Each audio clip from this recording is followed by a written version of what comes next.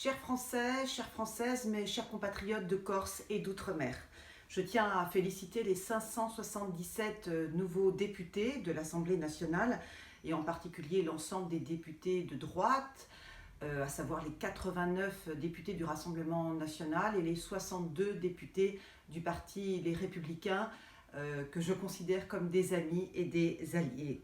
Quant aux macronistes, eh bien, c'est la Bérésina. 170 députés en 2022 contre 308 en 2017. Avec si peu d'élus, il est impossible au président de la République française de faire avancer ses réformes, de peser et d'agir. Je suis bien sûr très déçue qu'il y ait si peu de députés, les Républicains, et je considère que si Christian Jacob, patron du parti LR, avait lu attentivement mon livre et lu le programme des souverainistes, eh bien, il aurait eu beaucoup plus de députés. Mais il est conseillé depuis des années par des personnes sans foi ni loi qui le mènent dans le gouffre de l'échec.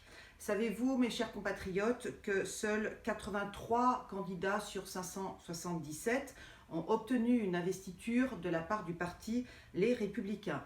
Combien de candidates et de candidats compétents, diplômés, bien formés, motivés, ont été écartés sans aucune raison de l'investiture des LR et au seul bénéfice des autres formations politiques. Si on avait voulu faire disparaître les LR du paysage politique français, eh bien on ne se serait pas pris autrement. Qui conseille en coulisses M. Christian Jacob? En 2012, il y avait 216 députés LR. En 2017, 138 et en 2022, 62. Et à Paris, eh bien, il ne reste plus aucun député LR. Bravo, Monsieur Jacob, bravo pour votre stratégie perdante aux présidentielles et absolument lamentable aux législatives. Il est temps de démissionner après un tel mandat et de tels échecs. Il faut désormais que le parti Les Républicains se choisisse un nouveau président ou une nouvelle présidente, définisse une ligne idéologique et doctrinale clarifiée, élabore une stratégie électorale gagnante, en particulier pour les élections européennes, et puis change de nom.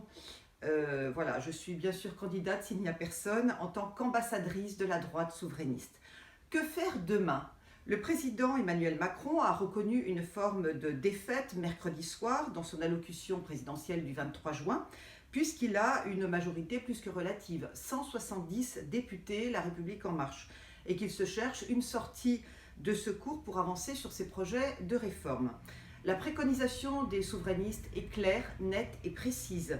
Nous voulons le départ de Madame Elisabeth Borne, Première ministre, et d'une partie de son gouvernement, car nous n'adhérons pas à son programme économique, à son programme éducatif et surtout à son programme sociétal. Nous n'adhérons pas surtout à l'idéologie LGBT, wokiste et racialiste de son nouveau ministre de l'Éducation nationale, M. Pape Ndiaye, antichrétien notoire.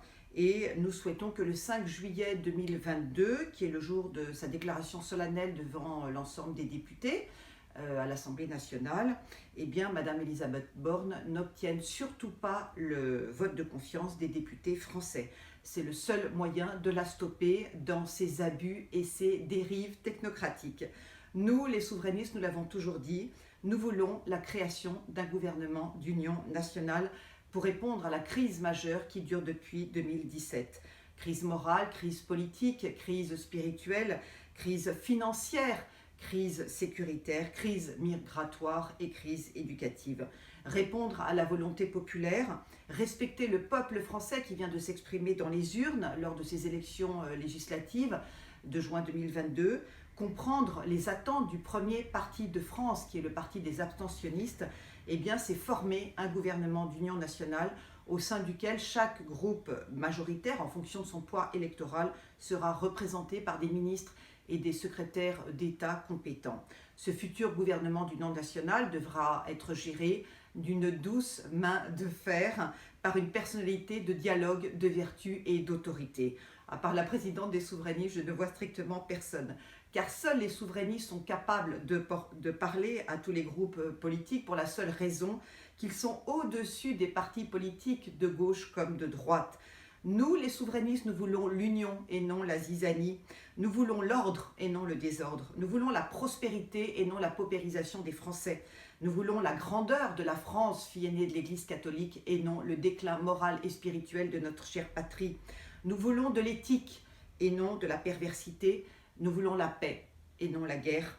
Et nous défendons l'intérêt supérieur des Français et des Françaises et non l'intérêt minoritaire des partis politiques. L'arc souverainiste que je défends est beaucoup plus pertinent que l'arc républicain qui ne convainc plus personne, nous l'avons vu aux élections législatives. En 1945, le général de Gaulle avait initié un gouvernement d'union nationale avec des ministres de droite et de gauche. Pourquoi ne pas faire de même en 2022 puisque nous sommes face à une crise majeure? Encore faut-il un projet d'une très haute teneur politique qui plaise à la gauche et qui plaise à la droite. Cela ne peut être le programme progressiste, libéral et libertaire de M. Macron que les Français ont rejeté en masse lors des élections législatives de juin 2022. Ce doit être le projet gouvernemental des souverainistes qui se doit d'être choisi car il est pleinement de droite sur le pouvoir d'achat, sur le régalien, sur la fiscalité, sur la défense du nucléaire, sur l'éducation, sur l'arrêt de l'immigration islamique, sur l'interdiction du pass sanitaire, sur la rechristianisation de la France menacée par l'islam politique, et il est plutôt de gauche sur la question de la justice sociale. Voilà la solution à la crise.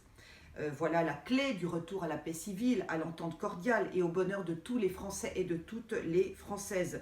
Sinon, le pays sera bloqué et les oppositions s'installeront durant 5 ans dans une opposition stérile et frontale. Ce n'est pas ce que le pays réel veut. Les Français veulent vivre mieux, ils veulent sortir de la crise, ils veulent sortir de l'inquiétude et surtout, ils veulent sortir de l'inflation spéculative. J'espère, mes chers compatriotes de France, de Corse et d'Outre-mer, que je serai entendu. Je vous le dis, peuple de France, celui qui vous écoute m'écoute. Prions pour que les partis politiques m'entendent et cessent leur chamaillerie. Prions pour que les partis politiques me laissent assurer la gouvernance sereine et souveraine du pays en remplacement de Madame Elisabeth Borne, qui nous mène dans le mur du déclin moral et de la dette avec son soutien insensé à l'Ukraine et son goût immodéré pour la dette publique, pour les LGBT et pour la dépense publique. Merci mes chers compatriotes pour votre aimable écoute. Vive la République, vive la France, vive le peuple souverain.